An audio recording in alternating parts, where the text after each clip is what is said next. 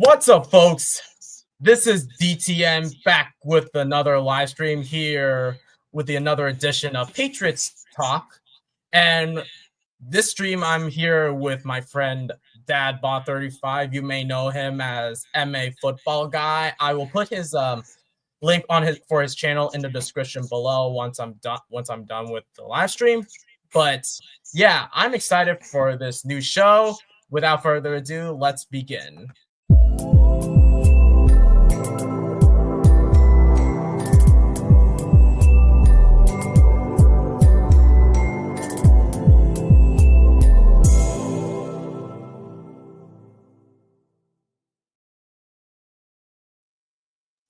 That's right. We're back on a brand new edition of Patriots Talk Show. I'm your host, DTN, and I'm here with DadBod. How are we doing, my friend? We're doing well, man. How are you? Doing good, and I'm excited to start this brand new show with us two together. I'm thinking that we could do this show like at least every Friday, or depending on like my schedule. But yeah, I'm excited to do this show with you because we got a lot of topics we need to discuss, considering the fact that we heard some news that Ja'Whaun Bentley, former captain of the New England Patriots, has been released.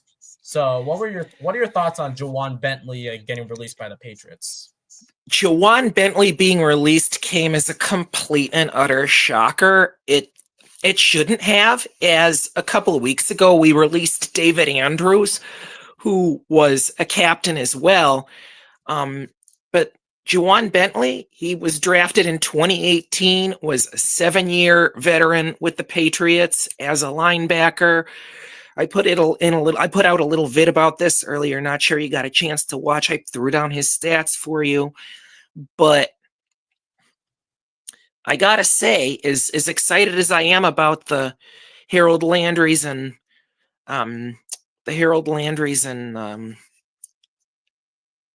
Jack Gibbons. Jack Gibbons is in Robert Spillane of the world. It kind of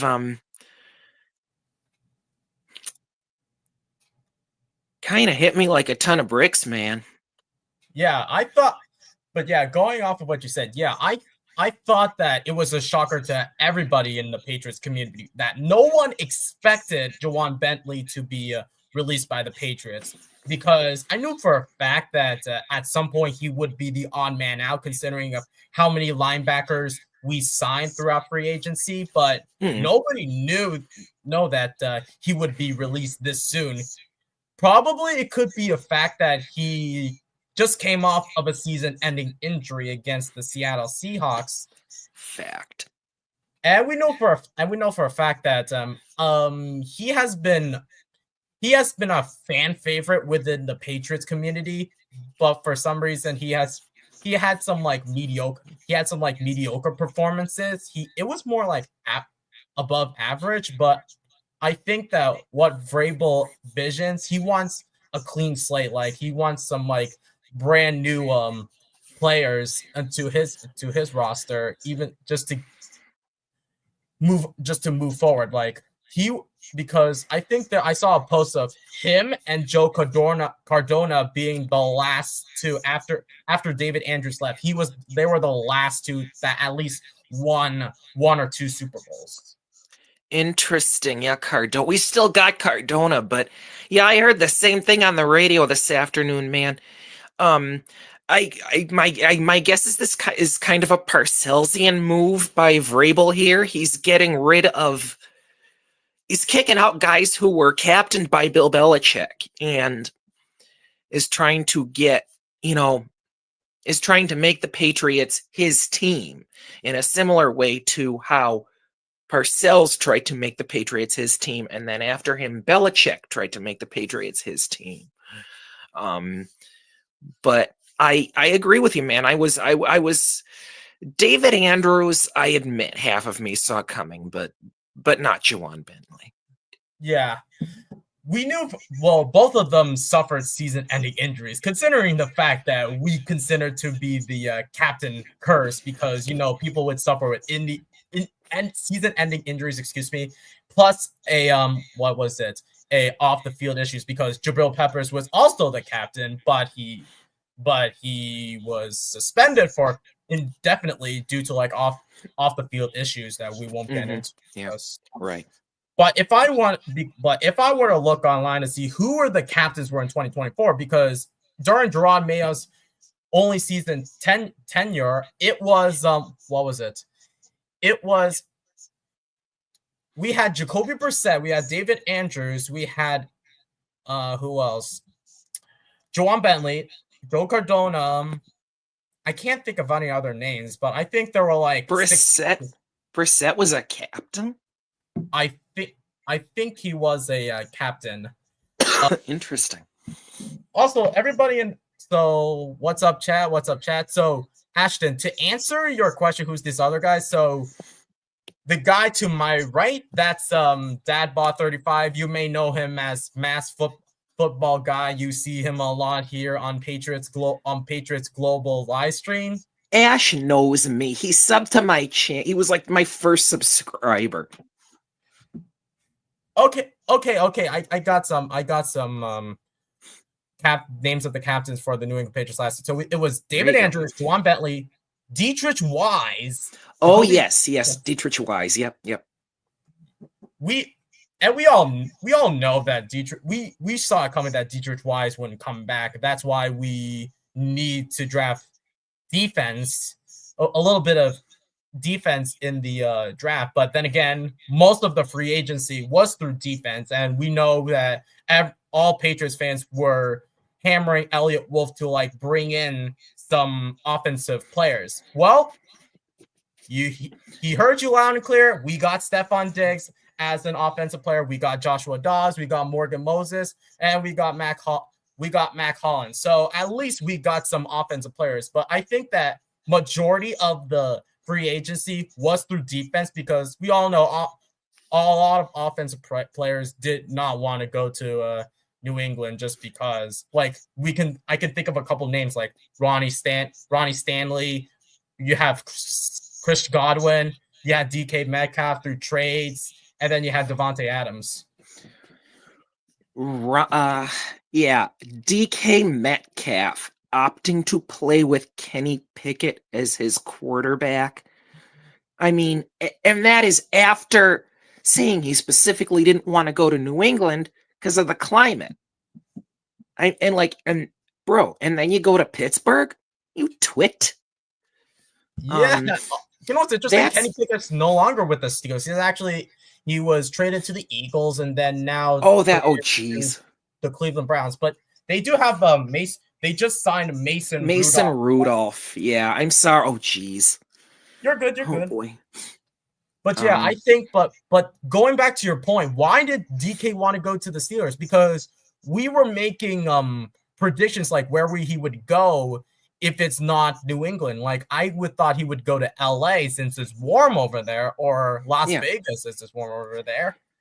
I know. It's just, he says the weather and the climate are the main reason he doesn't want to go to New England, and then he goes to Pittsburgh. I mean, and that, like you said, they now have Mason Rudolph. I can actually understand Chris Godwin wanting to stay in Tampa Bay with the team that drafted him and playing under Baker Mayfield. Because let's face it, Baker Mayfield has balled the past couple seasons in Tampa Bay. And we all thought we should get Christian Godwin through our free agency, but we know for a fact that usually top tier guys, they would never make it through a free agency because they would be ultimately re-signed by their respective teams, like Ronnie Stanley, for example. Because if we get Ronnie Stanley, we secure the left tackle position, but for a fact he resigned with Baltimore, which was a good decision on their end. And I thought we would also get Jamian Sherwood before we got Robert Spillane, but Jamian Sherwood re-signed a $3 million deal with the Jets, so they got their key player back. But yeah, Jamian Sherwood was the other guy we could have got for the Patriots, considering that we need to boost up the linebacker room since it was a paper mache in my opinion. I know, like a coworker and I, DTN, have been talking about, especially that Colts game last season. We could not stop of all quarterbacks, Anthony Richardson, whom the previous week had, I remember this like it was yesterday. The previous week he had walked off the field because he was tired. That is the worst excuse I've ever heard. When does a quarterback do that? Oh, I'm tired. I'm going to walk off the field, man. Really? Out of all, I have never heard a quarterback saying, I've been observing quarterbacks. Not even Tom Brady or Patrick Mahomes say he was tired. They at least thrive. Not even the quarterbacks in his draft class would say something blasphemous. I mean, you don't hear, I mean, think of some quarterbacks we may not think of so highly now. I don't know, Mac Jones. Bro never said he was freaking tired after a football game. Yeah, and then the next week marches down the field against our defense for what wound up being a go-ahead touchdown and a field goal, like a 63, 65-yard field goal that I swear missed by a foot. It was that close. That game was, oh boy. Yeah, it was a heart beater. Like, my heart was beating when I saw that that we knew that we lost by a hair to the Colts. But then again, it's not just due to personnel that Bill Belichick created. The fact that Covington was our defensive coordinator, it did not help either, considering that it was a downgrade from what happened in 2023, considering that the defense at least kept the game going. But now that the defense took a huge step back, I thought that DeMarcus Covington, he was a huge liability for the team. Covington was more of a reliability than Mayo. I mean, yeah, there was the whole thing with Mayo, like after the Chargers disaster debacle, or was it Or was it Arizona? No. Or was it Arizona? No, it was not. You're right. It wasn't the Chargers game because that was at home. It was after the Arizona game. Playing cards in the back of the airplane with his players, bro. You're not a player anymore, Gerard. You're a leader. You're the flippin' head coach. Okay, you're calling your team soft, and then a few weeks down the road, you sit at the back of the airplane and play cards with your players.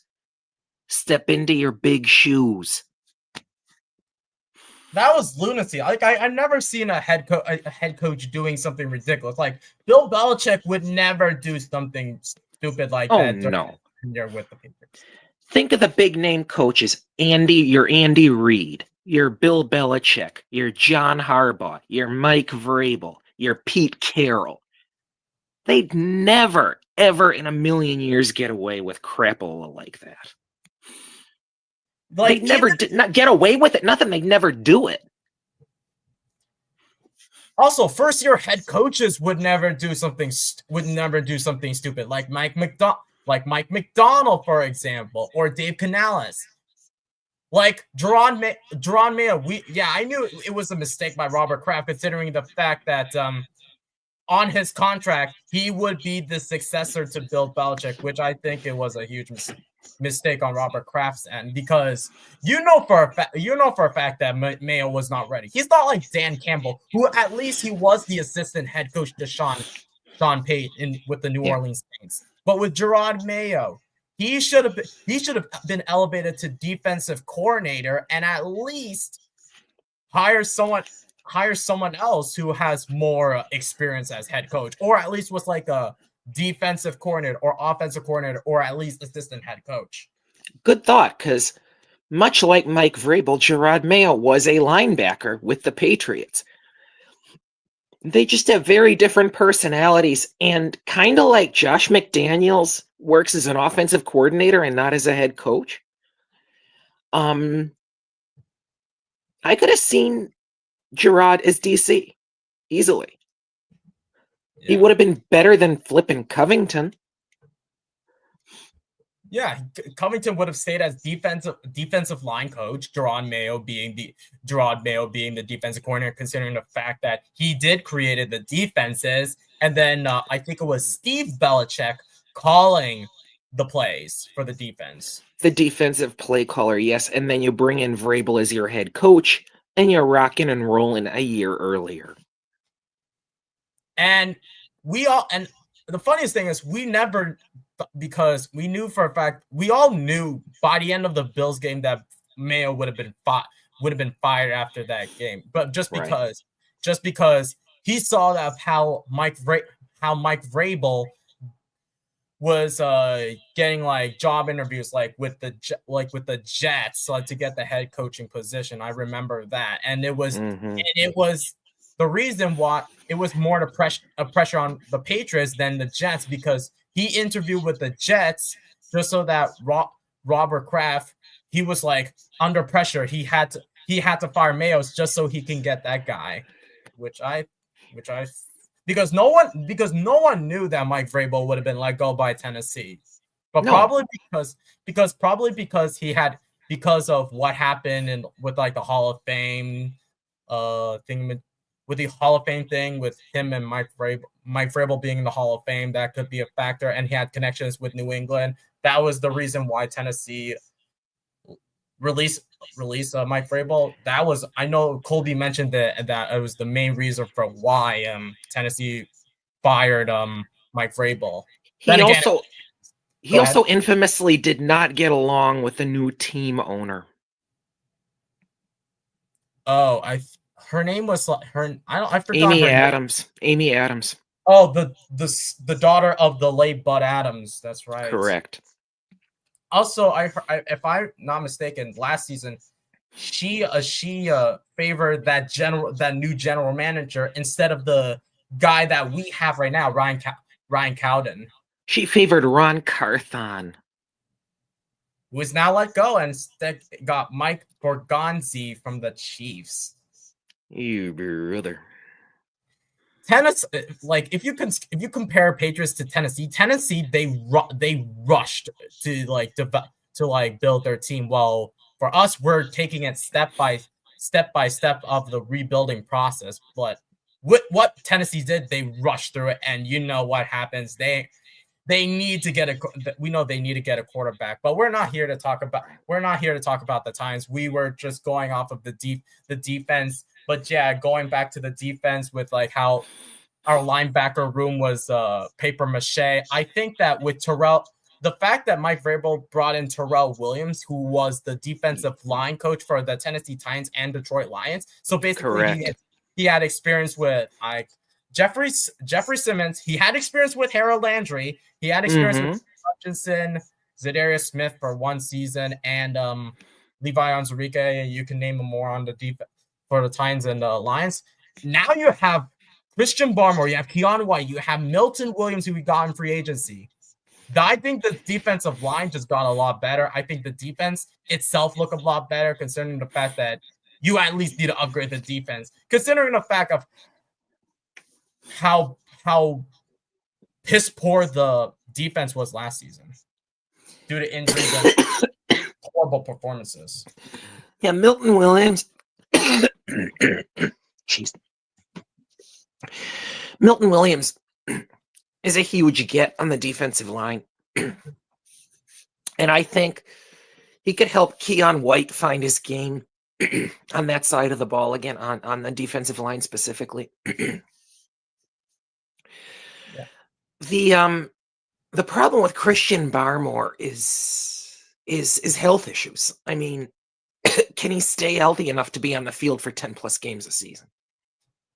Yeah, considering the fact that he was diagnosed with blood clots, but it was not. Right. It's not the same blood clots that David Andrews had back in. I don't know if it was 2020 or 2019, but it was around that time. But it's a different area for Christian Barmore. But now that if you put Keon White next to Milton Williams, at least I think that Keon White could be a defensive tackle, since he was supposed to be that number one edge rusher, but he was defensive end, yeah. But he was not meant to be a defensive end, and he fits the interior defensive line. So like if you put him and Keon White in the in the interior too. You mean him and Milton? You mean him and Milton Williams? Yes, I was okay. Just make it, and then you put Harold Landry, and then whoever we get in the draft, because I don't know about Clavon Chason, considering the fact that he had a revival season in Las Vegas. Clavon Chason. I mean, yeah. Maybe it's a little early to talk about the draft yet, but well, we got like I think we got like less than a month, but just under a month. Yeah, but considering the fact that you kind of need an edge rusher in the draft, regardless if you get Abdul Carter, regardless if you get some other top names that I could think of in the draft, but Donovan Ezeraku. Out of Boston College, I was thinking of Landon Jackson, who I don't know if Colby interviewed that guy at the Senior Bowl, but I know that was the guy that caught my mind, because considering he's a big guy and he can get to the quarterback. And then another person I can think of is Mike Green. But we could discuss this for a later live stream. But definitely a later episode, because we got a lot. Because I know for a fact that another topic we want to get into is now with the addition of Stephon Diggs being in the wide receiver room. Who is going to be the odd man out, considering that we have 9 total wide receivers in our wide receiver room. 4 of them happen to be 3-year and second-year wide receivers: Pop, Booty, Baker, and Polk. This is a really interesting question, man. Well, I can start off by saying I'm really happy Stephon Diggs is here as a mentor for these younger wide receivers, because trust me, they need it, and May needs it too.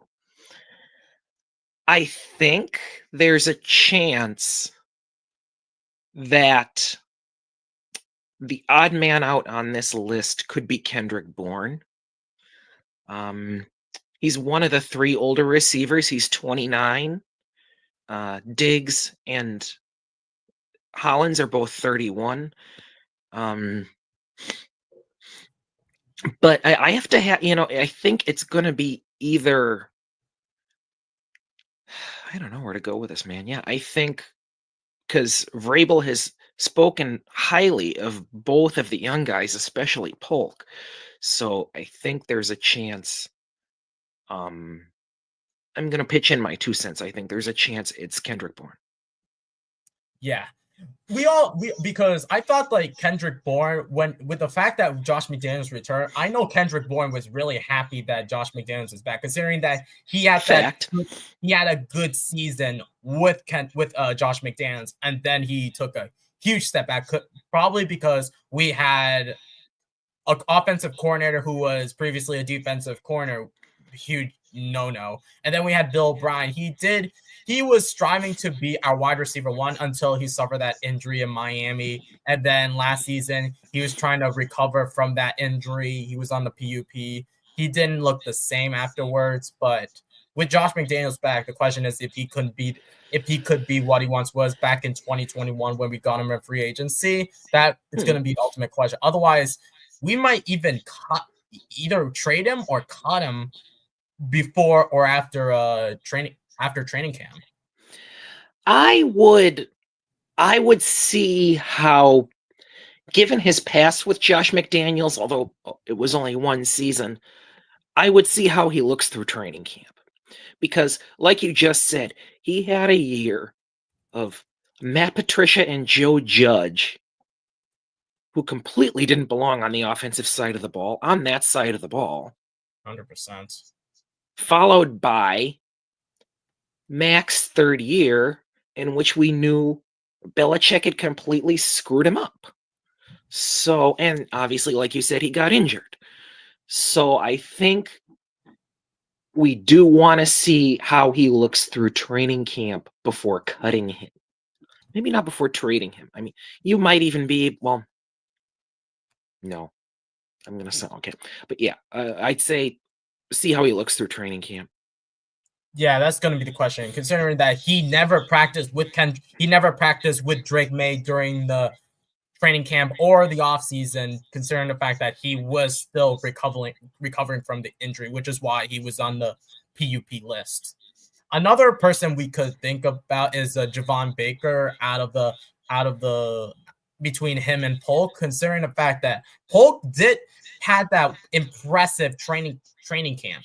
It was because he was making wrong routes, or he probably whoever our wide receiver coach was, which was Tyler Hughes, I think.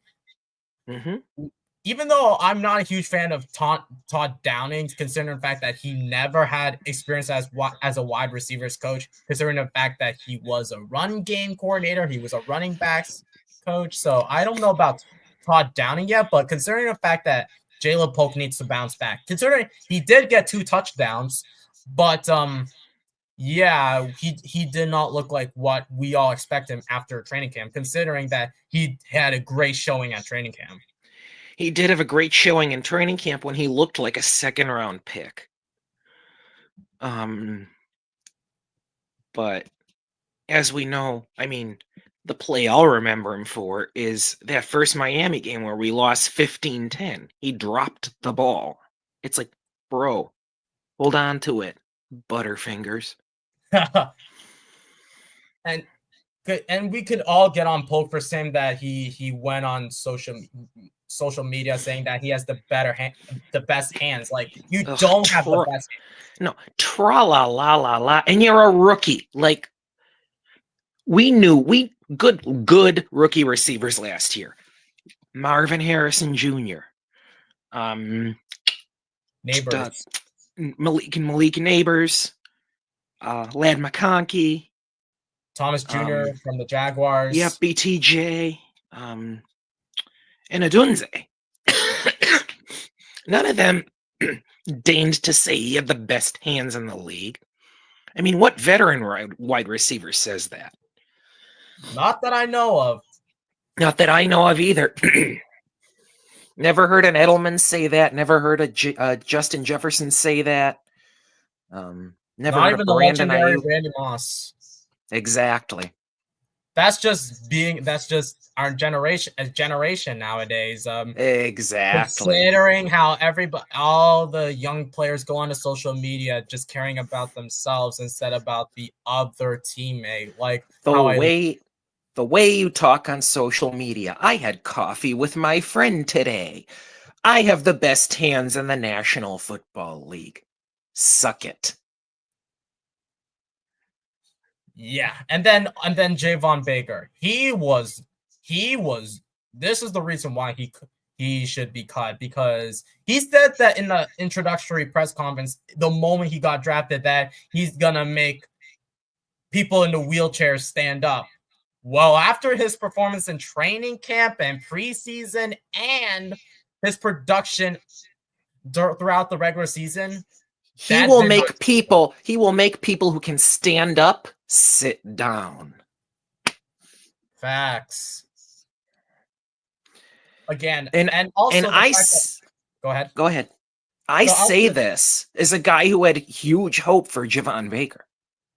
I used him as my profile pick. No kidding. Also, big mistake by Javon Baker. Also, the considering fact nobody mentions this, that he did have that one legal issue where I don't know what it was, but he had that one legal issue, and Drawn Mayo make him. I think he was benched for I don't know which week it was, but I know he got benched because of that legal issue that he had. But then again, he should be cut because I think he's a liability at this point. My guess is that he's a draft bust at this point. Because you really think so? Even before you see him play under McDaniels. We shall see. We'll find out after training camp. But we know for a fact that under Alex Van Pelt, he did not look like what we expect him to be at UCF. But if he could bounce back under Josh McDaniels, I could see him making the roster cut. But at this point, we're just speculating. At this point, I don't see him making the 53-man roster, considering the fact that him and Polk were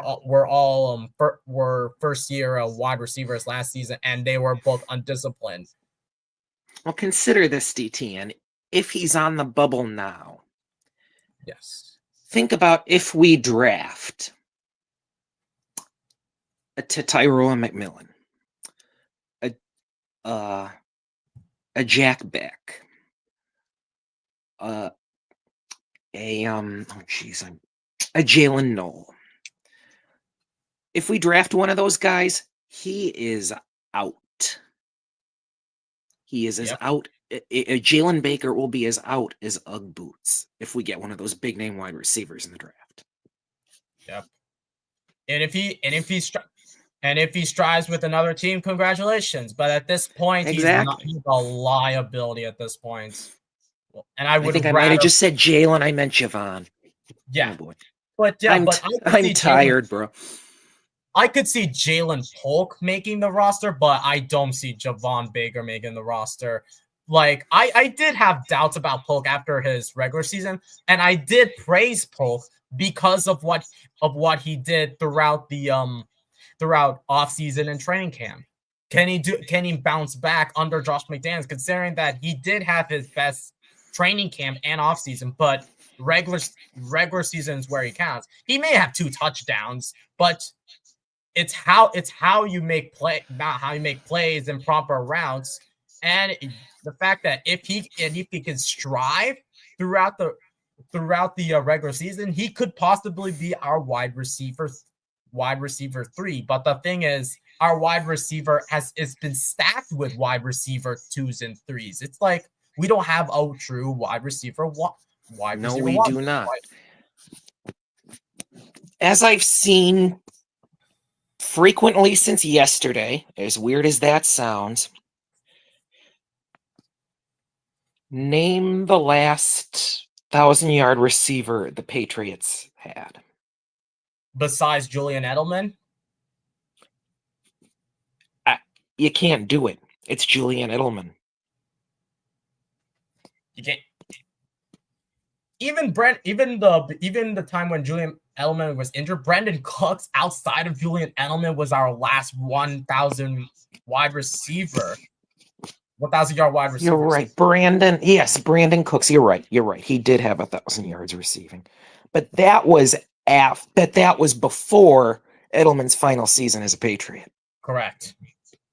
And yeah, ever since then, it was just like the maximum we could get was like Kendrick Bourne getting like 800 yards, not even close to 1,000 yards. And that was because of how disappointing our O-line is after the departure of Joe Thuney. Then again, our O-line has been always bad, even when we had Joe Thuney, because our tackles they were mediocre at best. We don't have like a true left tackle. Yeah, we had like Isaiah Wynn. Ugh. But he had injuries. That's the problem. Fair. Our last true left tackle, not naming was Nate Solder, and then with Trent Brown, he was utilized as a right tackle. But then when he switched over to left tackle, he did have a good season as a left tackle. But then again, he's a huge liability. He's like this. He was this whiny baby, like when you go on the press conference that he didn't want to be there, and all the stories that were behind the scenes, for a fact that Trent Brown is a liability, which is why we have to look into the draft, and we can say how that Vederian Lowe, he's not our starting left tackle. He's a backup left tackle at best. He's not a starter by a long shot. Oh boy.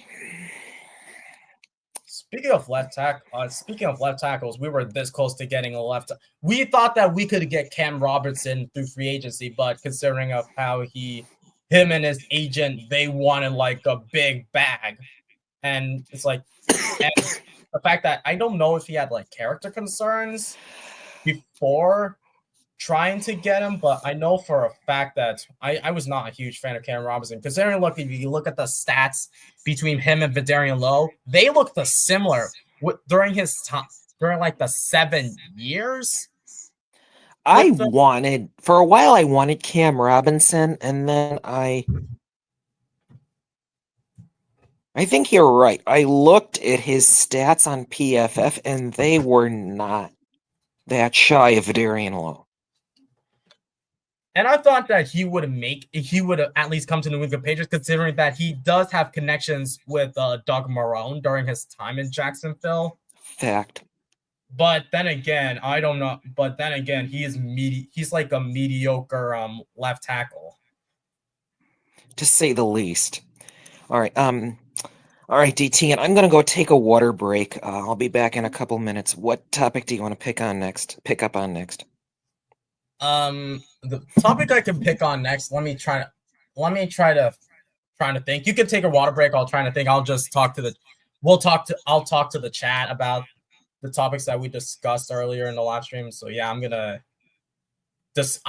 chat with the live chat. So yeah, chat with the chat. What are they saying? So let me just read it. So let me just start from the beginning. Besides Edward Ashton, and my friend Jaden said Patriots might as well draft the defensive lineman. Yeah, but yeah, considering the fact that you did get Milton Williams, you at least got a body in Tonga. Well, I wouldn't hate Mason Graham. Yeah, considering the fact that you have so many unknowns with Christian Barmore, that at least you really do. Defensive tackle. Like if Abdul Carter or Travis Hunter gets picking off by either the Browns or Giants, we could get Mason Graham, considering that we do not want to reach at left tackle at this point. I would get him like at the second round pick. Like you alluded to Josh Connerly off stream. Like you are a huge fan of Connerly, and I can also I love me some Connerly, man. I love me some Connerly, man. I'm feeling it in my gut, bro. Josh Connerly. Same here. I was a huge fan of Josh Connerly. Like I look into him at Oregon. He did have a good performance at Senior Bowl, which I love hearing. I know. And I remember I was the first person to mention this on Colby's channel about Josh Connerly. And yeah, this was right after the game against the Rams. But yeah, I looked into Josh Connerly if we don't get Will Campbell. And I know that we can discuss about Will Campbell once you come back from a water break, but I'm going to continue I'm going to chat. Chat with the chat, and you and I will be back together in a minute or a minute and a half, and we'll talk Will Campbell. Okay, so I'll remove you for a second. I'll bring you back. So yeah, what is it? So let me see what we have. I'll never forgive Mayo for hiring Covington instead of letting Belichick be DC. Yeah, I could. Then again, you need to consider the fact that Gerard Mayo want to clean up. But then again, he's saying he's not trying to be Belichick. But then again, Covington, we've never seen him as a defensive coordinator at a high level.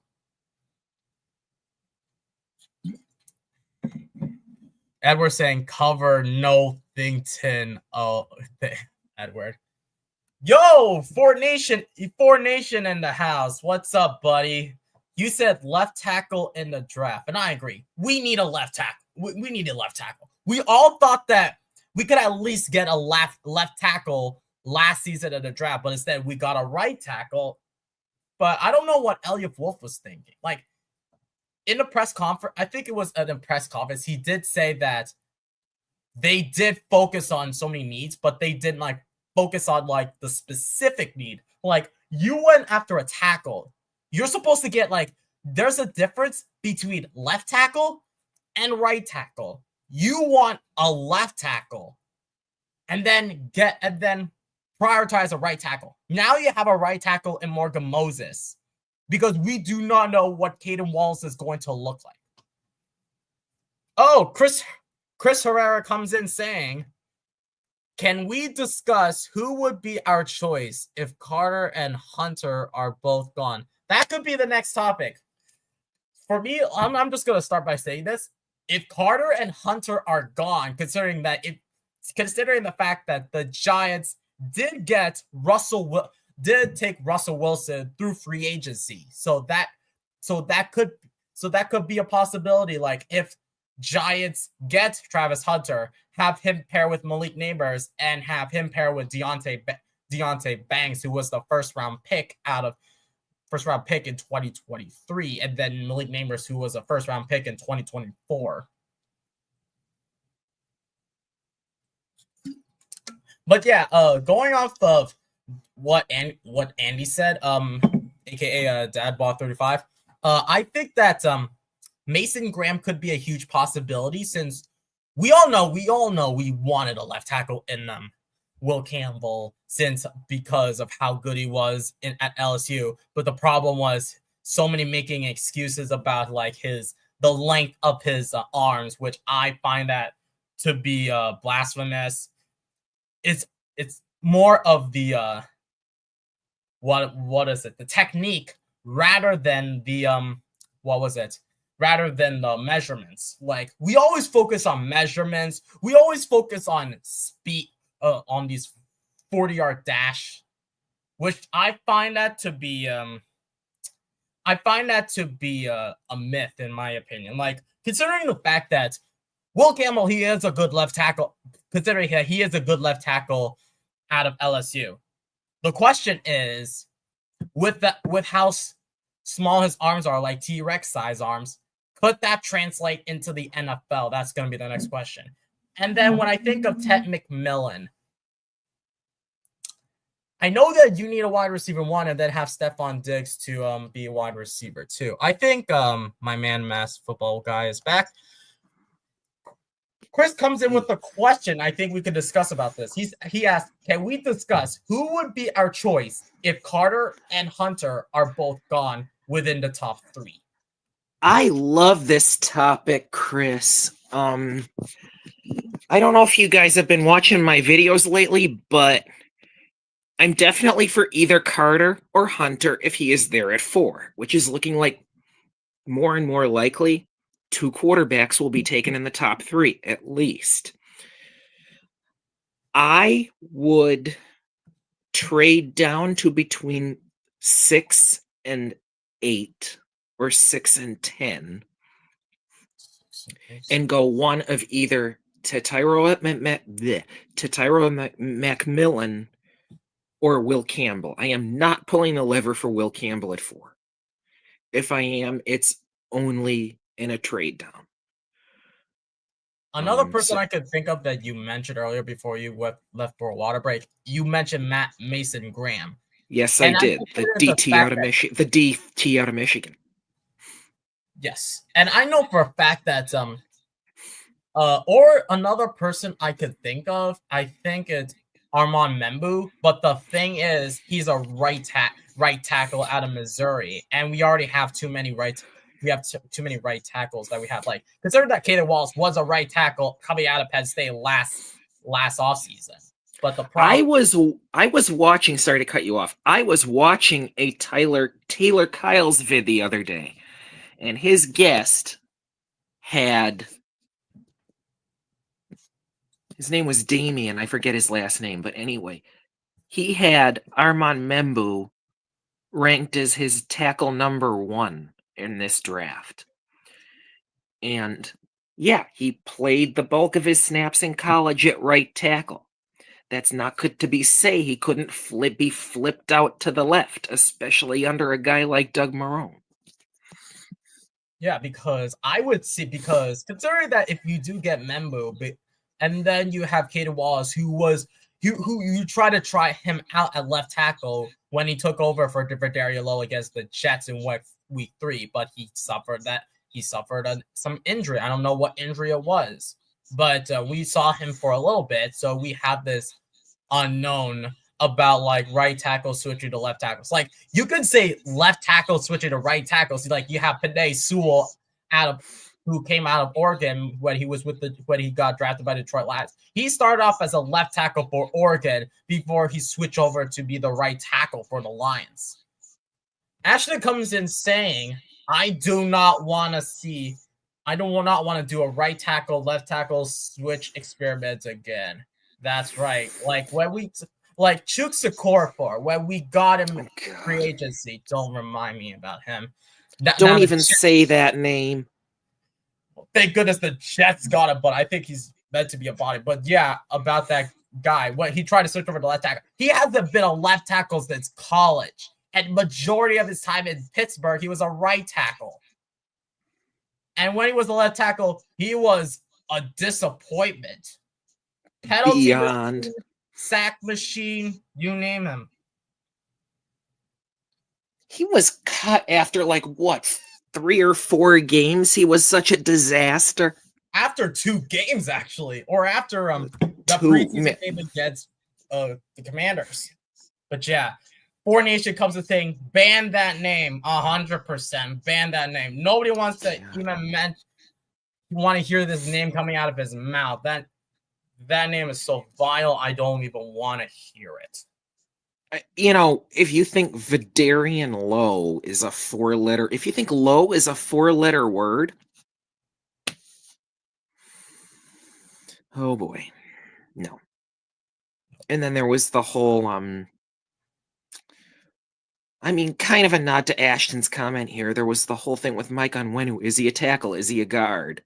Oh gosh, don't remind me about him again, because now that we got Morgan Moses, I see him back at right guard, unless Moses comes off of an injury. But with Morgan Moses, he thrived while he was suffering an injury. That's a amazing thing about Morgan Moses, considering the fact that he did suffer an injury when he played against us, but he did strive through as a right tackle. So like he's Correct.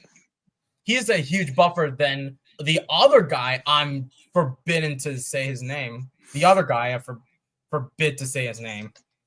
You know who I mean. His last name starts with the letter J, and we resigned that guy. He was. Don't tell me. Don't tell me. And I'm forbidden to say his name. Why am I completely brain farting on him? Do not tell me, DTN. I won't tell him, but I'm forbidden to say his name because he was a disaster. We had him last year? Last season, that's right. Oh. His name's on the tip of my tongue. Oh my goodness. Another hint I can give you is that he switched over from defensive tackle.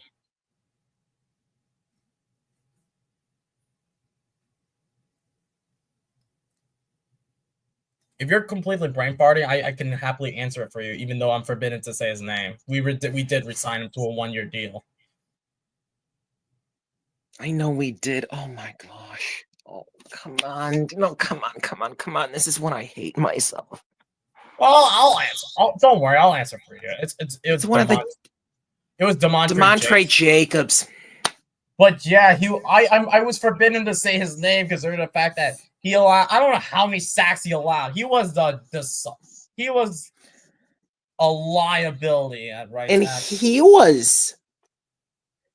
A lot of people liked it when we brought him in, including me. I looked at his stats from Denver, and I'm like, dude, this guy could actually work. But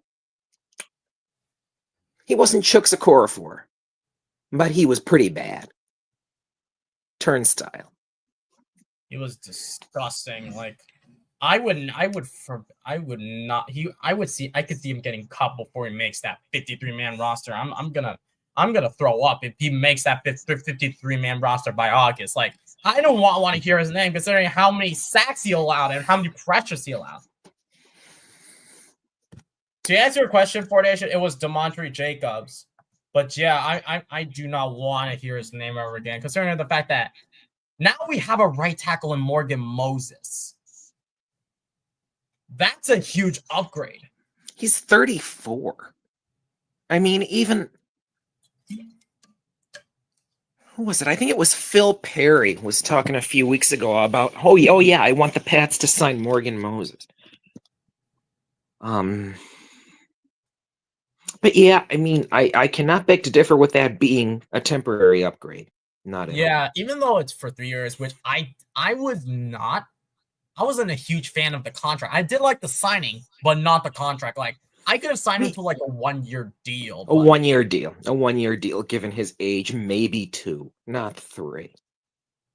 And he could be like with the 3 years, he could be like a mentor to like Caden Wallace, considering that he was a right tackle out of Penn State. So like, if Caden Wallace drives under he is under Morgan Moses' wing as like the mentor mentee, and Caden Wallace like takes away with whatever Morgan Moses has been doing, I think that he could solidify as our right tackle. But then again, you might have to look at the right tackle of the draft because you have so many unknowns with Caden Wallace after his unfortunate injury in last season.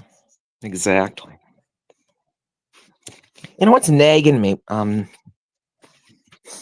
This is going to show up on my channel too, right?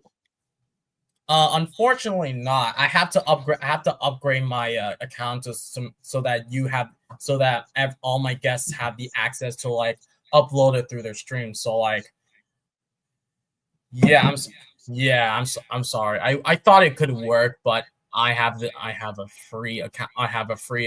I'm using like the free version of StreamYard, so like I would have to upgrade it. Oh, I gotcha. I'm sorry, that was a weird question, but anyway, I digressed for a minute.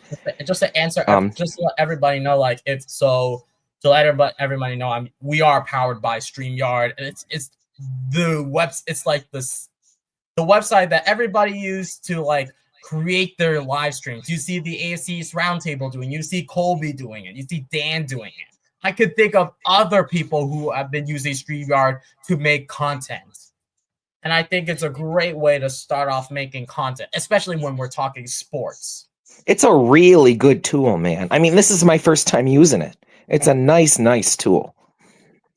It's a nice tool, definitely. Like, you might think like you could think of like other sites, but I prefer this site considering that I've been using it for a while now, considering I did make content on this using this platform. So yeah, I enjoy this platform.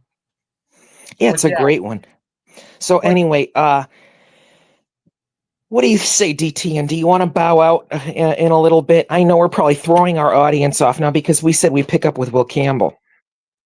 Oh yeah, let's consider Will Campbell as our last topic, and then we'll call it a night. About Will Campbell, Will Campbell, like we consider him to be like a 4th overall pick, considering the fact that Russell Wilson did sign a 1-year, $20 million deal with the Giants. Could that mean that he could be the starter for the Giants, considering of how bad this 2025 quarterback draft class is?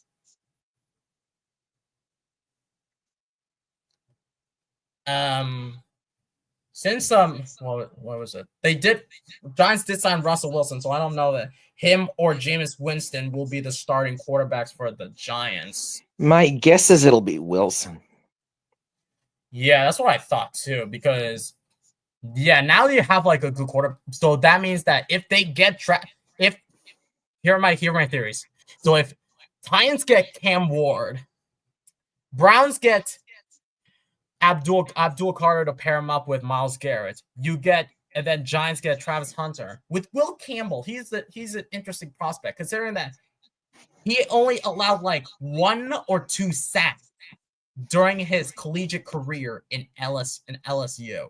That is insane for a guy who has less than 33 arm inches, which is completely insane. Like, the people like complain about like his measurements, like his arm length measurements, which I find that to be a myth. Like, his technique, in my opinion, is out of this world. And considering the fact that I think that people just focus on the measurements and the measurements and whatever it is on the 40-yard dash compared to like his tape on at LSU. I don't get it. I don't get it. But then again, I think someone mentioned this. You did mention this, but who else mentioned it? I gotta find this one particular comment. I think it was Ashley. Hashtag who said trade back for Tet or Campbell if both Hunter and Carter are gone. Yeah, he echoed me. I don't, like I said, I do not believe it's a given that Carter and Hunter are both gone at 4. Is it a possibility with the Giants now having Wilson and Winston? Absolutely. But yeah, I would be completely, I mean, I can't beg to differ with this. The guy did ball in the gosh, I'm brain farting on what conference Will Campbell is in. SEC? Yes. Since I LSU mean, was an SEC conference, so school. Balling against is a left tackle in the SEC is no small feat. That's insane. You know, and he only allowed like, what was it? 1 or 2 sacks throughout his whole college career. Yeah. That's insane. It's a not so cuckoo stat. It's a not so cuckoo stat, but I definitely think that I do not believe that should make him a top 5 pick, but I definitely believe it should make him a top 10 pick. And yeah. But we shall see, because we all know that Vrabel's his vision is to build through the trenches, and Will Campbell could be part of that. And besides, I think we have Chris Herrera in the chat. We'll bring him in a minute. But for those who want to join us to like be in a live call, I'll send you the link. That link, so like we could get like some call-ins. We'll read some comments. So here I'll send you the link once more for those who want to join in. But it looks like we have Chris in the chat, behind the scenes. Chris, how are you doing, my friend? Good, bro. How are you guys? Doing well, man. Welcome in. Good to finally meet you guys. Always talking to you guys and stuff in the chat. Nice. Yeah. So, like, what are your thoughts on the topics we discussed so far? Like, what are your thoughts of like Juwan Bentley being released by the Patriots, or like Stephon Diggs joining the Patriots? What are your thoughts, man? So the Stephon Diggs, bro, I really like it. You know, you get to go back to Buffalo and, you know, stick it to those guys hopefully twice a year and stuff. And oh yeah. It's gonna be sweet, bro. It's gonna be sweet. But like the question I asked, bro, as far as the draft and everything, I don't want Membu. He's a right tackle, bro. Let's not play musical chairs with our offensive line, bro. Understandable. We need a left tackle, not a right tackle, and we also need a left guard.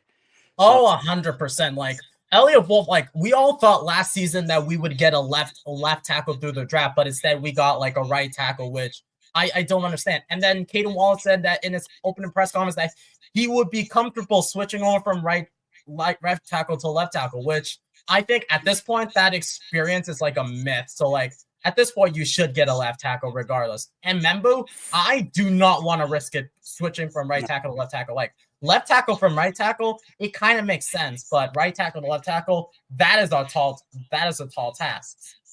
Yeah, bro. It's just we got things going in the right direction, bro. We need to keep it up. We need to keep our foot on the brake, bro. We need to, you know, get past the Jets. We need to beat the goddamn Dolphins, bro. Oh, 100%. Like, we need to beat the Dolphins, bro. I'm tired of them. Oh, you guys are 0 whatever against Tua, bro. That's ridiculous. My coworker and I were talking earlier, Chris, and we were thinking that there is, or hoping, I should say, that there is a chance that Mike Vrabel, as our coach, will help us crack a certain nut named Tua Tagovailoa.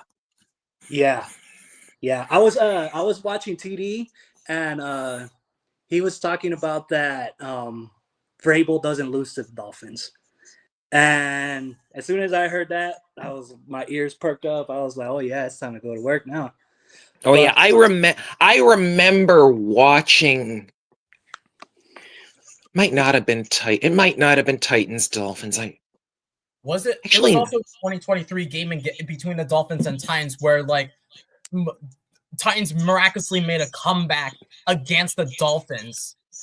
It was in 2023, I think. It was like I vaguely remember that game. Yeah. It was like it was Will Levis starting that game against the Dolphins, and he miraculously made a comeback against the make a comeback against the Dolphins. And I was laughing at TD, I think.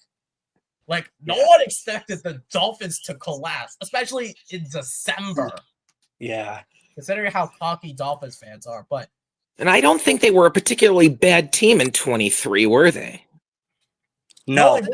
They started off like they were top of the division for some time until they fell off. And then Buffalo. I think it was they were up made it 4 games or something. They made it to the last 5 and then just laid an egg, bro. Fell apart. I think they made it. Is that the year they make it to the wild card that year? Yeah, they lost to the Chiefs, if I'm not mistaken. Oh, yeah, that's right. In the freezing cold. South Florida. Yep. But as far as like the draft thing, bro, I like Tet. I like Tet too. I like Will Campbell. My preference would be to trade down. But ditto. I'm seeing a lot of reports that, well, first thing, you know how no team up to this point has traded their first round pick? That's probably like really rare in the NFL. That usually almost never happens. So what I'm like looking at it and I'm saying to myself, I don't think anyone's going to want to move significantly up or significantly down. So that's why I asked the question, like, what do you guys think? Because I feel like Hunter and Carter are going to be gone. That's just my opinion. I think he's going to go to the Browns, and I think the Giants are probably going to pass on Shador and maybe try to target like a Jalen Milroe or something. Yeah, I don't know how crap this draft class is. I could see the Giants like they're going to trade back up and they get Archie Manning like in 2026. Considering how bad this draft class is, and considering that they did sign Russell Wilson to a 1-year, $20 million deal since they desperately need a quarterback, and this is like a temporary band-aid at the quarterback position. Like you now have Jameis Winston, Russell Wilson, and then Tommy DeVito. Yeah, there is a chance they don't go QB. I'm going to play devil's advocate here. I'm not saying it will not happen, but I think there is a chance that the Browns are stupid enough to pass up on Carter. I really do. I hope so. That would be wonderful, bro. I would laugh at the Browns if they draft a quarterback, considering how many quarterbacks they've killed. I mean, it could be, and I think, don't even get me started on Kyle Shanahan. That's a story for another day. Anyway, it's not that he gets quarterbacks killed. It's that, and Chris, you gave me a shout out for me earlier for calling him Mr. 28-3 because that's who he is. That is his name. Today is 328. Yeah. Oh, Dow, come on. Anyway, where was I? Oh, so yeah, the Browns taking Carter. Could it happen? Absolutely. But I think there is a chance they're dumb enough to pass up on him, in which case he might fall into our laps, which would be completely marvelous. But if neither of those guys is there, I would be into trading. I've seen mock drafts with us trading to 5 or 6 and taking Will Campbell. I'd be down with that.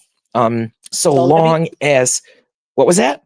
Sorry to cut you off, bro. I was gonna say, let me ask you guys this question though, each of you guys. Okay. Hunter and Carter are both gone. There's no option to trade down. Who are you getting? I'm going Tet. You, DTN? Who are you going? I want to say Will Campbell, but considering how many people complain about his arm length, yeah, I would also look into Mason Graham, considering that you have so many unknowns with Christian Barmore's health, and that you compare him and Milton Williams and the defensive line. That would be terrifying for the defensive line, considering that Terrell Williams, our new defensive coordinator, has been a defensive line coach for the Lions and the Titans. That would be a scary defensive line. Yeah, I agree. Me personally, bro, if they're both gone and there's no option of trading down, it's gonna be Will Campbell, bro. I know that might not be, what people want to hear, the arm length or whatever, but look, man, I've watched the guy interview. He's about it, bro. We need somebody like him in our offensive line. I know he has short arms or whatever, but he wouldn't be the first person with short arms to go out and ball out. It does happen before. Yeah, bro. I'm just thinking if they're both gone, bro, I'm thinking in my head that I would like the Patriots to go Will Campbell. Yeah, I for nothing else other than vibes, bro. The guy loves to play the game. Like, I recommend you guys go watch it. Go watch his interviews, bro. We need somebody like that. I will admit I thought his combine interview was solid. I will definitely give him that. I love that. I love that press conference at the combine. Like, considering the fact that people go after him for his arm measurements, but people tell the media, like, go look at the tape of what he did at LSU because it translates more to the NFL than these stupid stats at the combine. Like, there was when he was getting interviewed, he was saying something about that. I've been playing in the SEC for 2 years and nobody said anything. And now that, I'm going to the combine or whatever, and I wouldn't even personally trust the measurements just because they came out way shorter the first time and now he's up to 33 inches. I think his arm. That was weird. Like, he measured in 33 at his pro day. Like that. It's impossible to measure it. Like, how do you miss a measurement by that much? By 6/8 inch. Don't ask me. 3/4 of an inch. I don't know.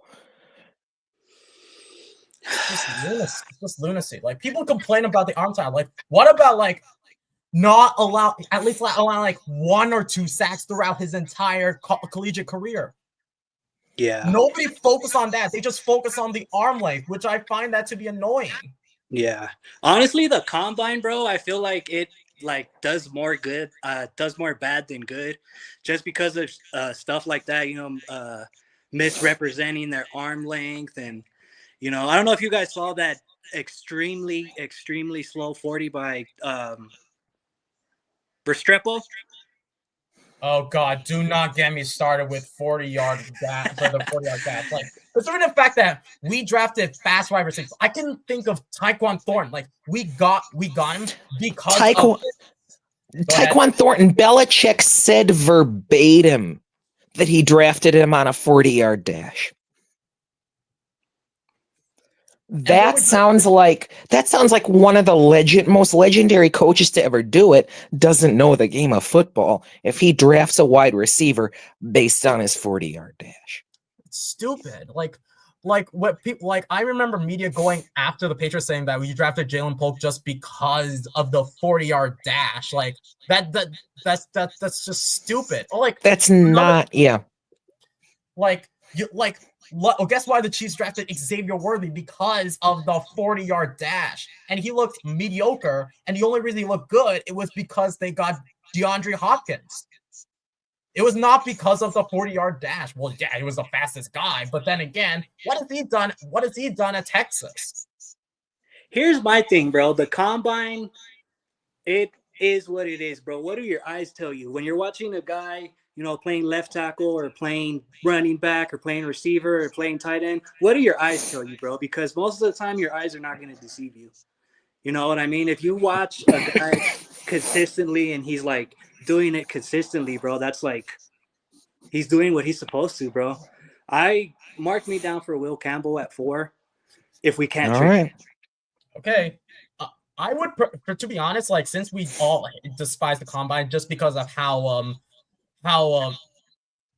confusing it could be and how it could be misunderstood, I prefer watching the Senior Bowl or the Shrine Bowl because it has more accuracy with technique and all that. You can see players who are players I could think of, you could think of Jaden Higgins, Jalen Noel, Landon Jackson. I can Jack Beck, that closing touchdown. like practices and that game, I think it's more reasonable to look at it than just the combine. Like, yeah, I watched a good amount of college ball this year for the first time ever, and I'm loving Dylan Sampson out of Tennessee, the running back. Yeah, I like Sampson. I enjoyed watching the combine, but I got more out of watching actual college ball. Yeah. Yeah. Chris, what are your thoughts? Like, if you want to get if we get a running back, considering like Ramondre Stevenson has been like had his down year, even though he had more touchdowns than he had yards, but he has this fumbling issue. Would you consider like getting a running back in the draft, or would you like wait until like next draft or a free agency? So, I'll let him answer first. Go ahead. Me? Yeah, go ahead. Yep, go ahead. I was gonna say, depending on where it is, right? Because we have a lot of holes that we need filled. If we can get somebody in the third or fourth, maybe a trade down in there somewhere. I like Quinshawn Judkins. I like Ollie Gordon. Be a little bit later, maybe he falls to the fifth or something. I don't know, but I would draft a running back, but I don't know about how early, right? Because if we're drafting Will Campbell at 1, and then what are we probably going to do? Wide receiver round 2. I could see wide receiver or edge, considering that how bare our edge class is. Like, you have Harold Landry, but then who is your other guy? Landry's a linebacker. Yeah, but he's like an outside. He like does an play on the outside edge, I linebacker. think. He's built like a DN, yeah. But yeah, like Anthony Jennings, he's also an outside linebacker, but I don't know how much he can do. Like, I would rather look at the draft and get like a defensive end. Like, I could look into like a Landon Jackson or a Mike Green or that guy out of Boston College. Izaraku. Yes. I like Izaraku. He's solid. I like Izaraku a lot, yeah. I'm intrigued about the Texas wide receiver, Golden. Do you guys... he might require a trade up into the back third of the first, rather. Yeah, I know that there are teams that could get. I could see Buffalo getting it, considering that they need a wide receiver. But if there's a chance that we can like trade up to get another first round pick besides our 4th overall pick, that would be cool. But I want to have all of you guys answer this question. This is from Brookie. She asked, like, who do y'all think will be at center? Like, considering good one. We got Bradbury and we released David Andrews. Like, in my opinion, I would prefer like Garrett Bradbury to be our starting center, because Ben Brown, he's a good center, but he's more like a backup at best. And then with Jake Andrews, we still haven't seen anything out of him. Like, he had feels like a backup. I think it was like a backup to David Andrews in 2023. And then 2024, he had some kind of injury that put him like on IR for like the rest of the season. I think that it's either between Brown and Bradbury, in my opinion. Or you could look into the draft and get like a guy like Jared Wiley or someone else in the draft. Jonah Monheim from USC is solid, and he'll be there late.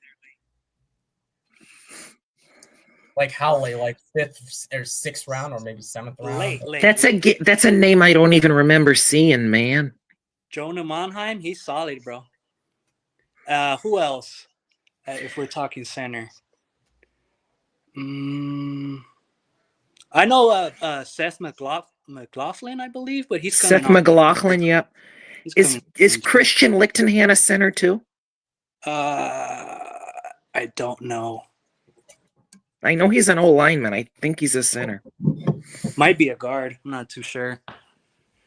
He's either a center or a guard. Again, I'm blanking right now. But my 2 cents: draft Jared Wilson and let play Bradbury at center and let Wilson learn from him. In that situation, what are we doing at guard? That's a good question. Like, right guard, we know Michael Wendu would be there, but left guard, that's a huge question. Like, Cole Strange, left guard. Left guard. You got to look to the draft. Yeah, because Cole Strange, he came off of the injury, and he's a good left guard, but the problem is his injuries. Correct. Yeah, again, those injuries, man. Bill sure knew how to pick him at the end of his career, huh? Oh, brother, do they ever. Oh, man. It's crazy. But really happy about the Stephon Diggs signing, bro. I love this. To have somebody in the more I think about it, the more I'm thinking, you know what? I am so happy he's a Patriot. I mean, go out to... We nearly beat the Bills in Buffalo this year, man. Yeah. Drake played better than Josh Allen. Nobody saw it coming. And the only reason we lost was because of how bad our defense was. Plus, Ramondre Stevenson fumbled. Yep. Strikes again. Yep. If you guys Even though, like you said, and I remember John the Fang saying earlier, it was his top touchdown season since he got in the league. But oh boy, but then again, the fumblings are like an issue. Like, I don't know if they were like an issue in Oklahoma. Yeah, but he's not. Well, what's the reason he fell to the 4th round? Yeah. Didn't we just sign him to an extension? Yeah. I believe 2. How long? 2 years or 3? Might have been 3 years. I was gonna say 4, but it's 3. Okay. Yeah, we're locked in pretty good with Stevenson. I would do something with the running back, bro. It's either Gibson who fumbles or Stevenson that fumbles. It's like, can we get a running back that knows how to hold on to the ball? 100%. Like, write me down for. God, who are the running backs that live? Scatterboo. Travion Henderson, Ollie Gordon. DTN. Scatterboo and Sampson. Yeah, those two are good too. I like Scatterboo. I wouldn't be mad about a Scatterboo. You know what? I saw a mock draft that we would get Genty, and I'm like, there is no way we're gonna get Genty. I could see Genty going to like the Cowboys or the Raiders, but we're not getting Genty considering of how lackluster our offensive line is. I heard that, bros. I heard that on the news the other day, and I forget who it was. It might have been either Taylor Kyles or Rick Pear or Andrew Callahan said we'd be idiots to take a running back at the 104 or in a trade down. Running back is not our first round pick, period. No. 100%. No. And anyway, no, I wouldn't go running back. I wouldn't go Genty. He's phenomenal, don't get me wrong, but he's 5'9", and I just think he would do better on a team with a better offensive line, honestly, bro, because ours is still, a work in progress. That wouldn't make any sense, bro. That would be like hustling backwards to, okay, our offensive line sucks, let's go get a running back. And then another thing I was thinking, we're running back with an offensive line who can't open up for him. No, thank you. He's not going anywhere. But he what? Who? Is Genty? Yeah, Genty. If we don't have a good offensive line, he's not going anywhere. Correct. That's what I said. When you have an offensive line who can't open up for him, don't get a running back. Yeah, no. Or at least in one. No. Genty's special, but I would have put him in a more reasonable situation. Like, I could have seen him go to Las Vegas since they need a running back. Vegas, maybe Chicago. Oh, considering that I don't think Ben Johnson likes DeAndre Swift, and I know that for sure. Yeah. I can't think of another team that I could see taking Ashton Genty. We already said the Dolphins Dolphins don't need him. Yeah, they got A-Chain. McCaffrey, no. Who's at 12? C-Mac's got an injury history, bro. He sure and does. they traded away Jordan Mason. Right. Yeah, they sure did to Minnesota. Yeah, it was Minnesota. They got I could see. Well, Minnesota got Aaron Jones and Mason. This is a discussion we can we can discuss moving forward, because we got that's something for another day, man. And I think that is a perfect time to conclude the stream. I gotta say, everybody, thank you for joining the stream. It was a pleasure hanging out with you guys. Chris, any last thoughts before we call it? No, just draft Will Campbell and go Pats. All righty, go Pats. Go Pats. This is DTN, Chris, MA Football Guy signing off. Remember, if you want to see more content like this, I would recommend you to subscribe, like this video, turn on them bells for more updates, and we will see all of you guys next time. Go Pats. Go Pats, go, and peace. We'll catch you next week. Peace.